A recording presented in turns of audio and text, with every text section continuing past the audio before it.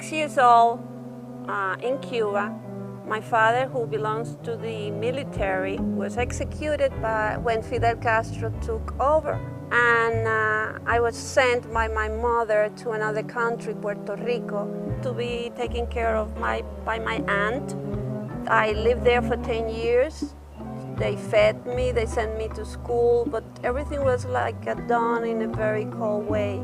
So for 10 years, I was a very lonely person. And that helped me out to create a very intense interior life, okay? After that, I went back to New York and I reunited for the first time with my mother and 2 sisters.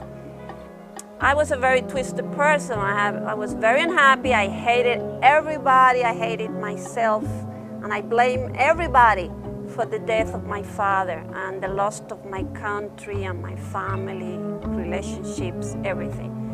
So I come to Miami and I was an assistant bookkeeper, and then at night I would take classes, theater classes in Miami-Dade College, and that's where I met Arturo, which made a tremendous change in my life, okay? We fell in love, and he takes me to Spain. He took me to museums, exhibitions of all kinds of theater, jazz concerts. You travel, you saw the world, you never get out of here. So. And the only thing he asked from me was, don't ask questions yet, just absorb everything.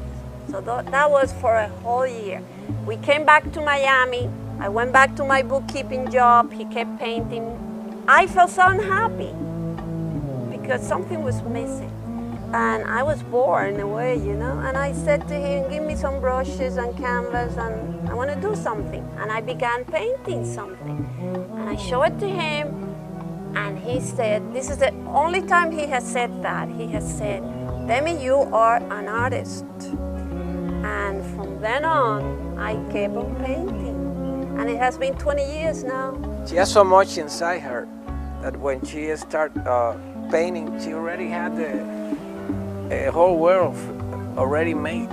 So she started working from that, and she's been keep doing it better. But it's always the same. I mean, the original idea is always there, which amazes me. He was my teacher from the beginning. He never interfered with my own style. Usually my children have no hair whatsoever. That's the only thing that disturbed him a little bit, and he will say, put a little bit hair here and there, and I said, no, I cannot do it.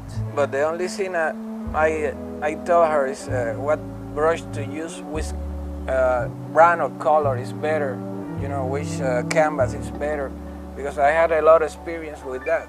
That's it. When I discovered I could paint, that I have a little talent for it, it was fun. I said, wow, I can paint. For once in my life, I discovered that I could do something that I could be proud of it. I will paint at night, but during the day, I will continue doing my assistant bookkeeping job. You know, I had a lot of security in there. My weekly check and health insurance and all that. But after 2 years of doing that, I could not share my life like this. I had to give up something, or either painting or my security. And I decided I had to give up my job, everything, and depend 100% on my art. It gave me such security in a different way. It gave me the security that I came to this world with a purpose. And then I will see, every time I will have an exhibit, all these people, all the things they would tell me that my painting has helped them in one way or another one. And it made me a complete different person. It has been difficult because first I'm a woman and I was born I'm Cuban, and we usually pamper our husbands, and you always clean your house, you're proud of your house, and I had to give all that up. except pampering my husband, which I always do. He's number one. It has been difficult because I had to share my life between these two jobs. I will paint, especially I developed painting at night while he was sleeping, and I will work until 5 or 6 o'clock in the morning, and then when I had time I will help him out, you know, at the breakfast and all that, and we'll go back. So I ended up painting almost 24 hours a day in between cooking and all that stuff. And I think I have fulfilled more or less my job as a housewife and as an artist. Well, this is my home. I have been living here for 16 years now, and more or less we have tried to create a pleasant atmosphere. It's nice. Once you're painting, you come out here and you enjoy the sky, the stars, usually at night. But when you are alone in your studio, that's where you really start painting, and it makes you concentrate much more in your experiences and your ideas and the developing of them. Nothing else matters. Nothing. It's you and the canvas.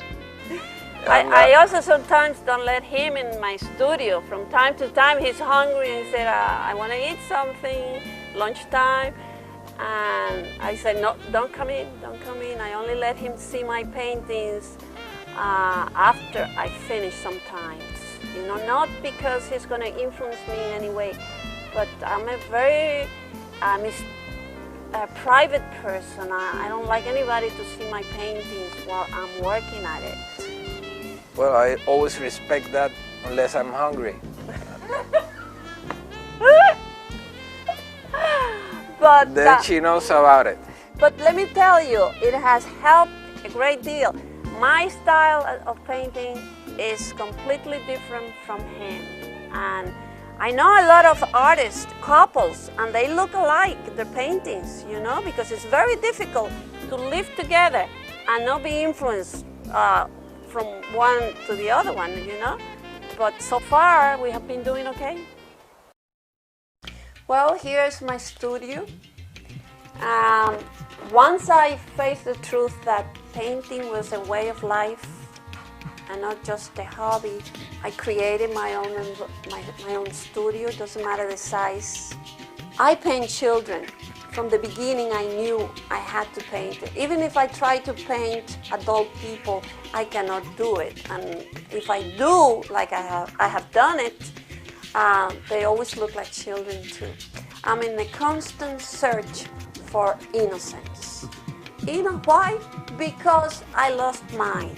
I dedicate myself to paint children that have lost their innocence, that are lonely, they are in some kind of a struggle or abuse.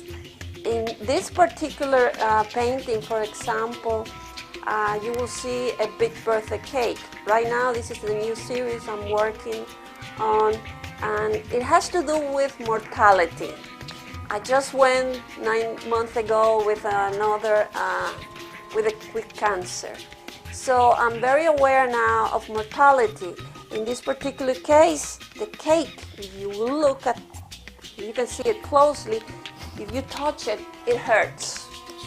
Because I made a point of having that feeling. If you touch it, it hurts, just like life hurts sometimes.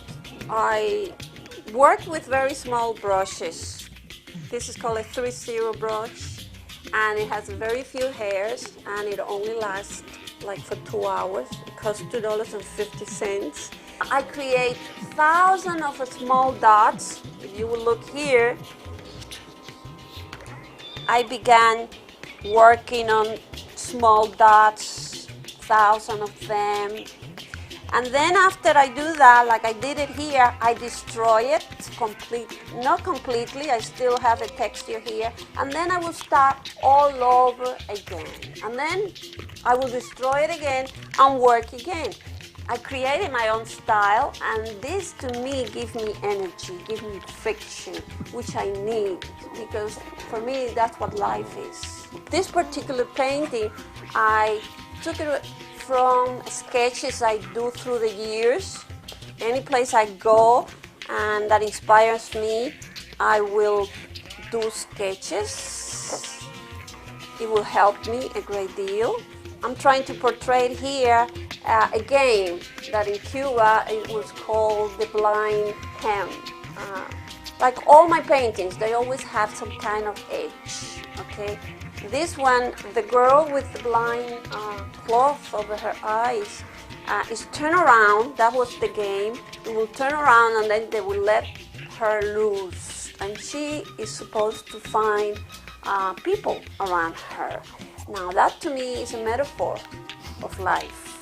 I think we have thrown into this world blind. Sometimes we don't know. Like me, I don't know why I came to this world, with what purpose.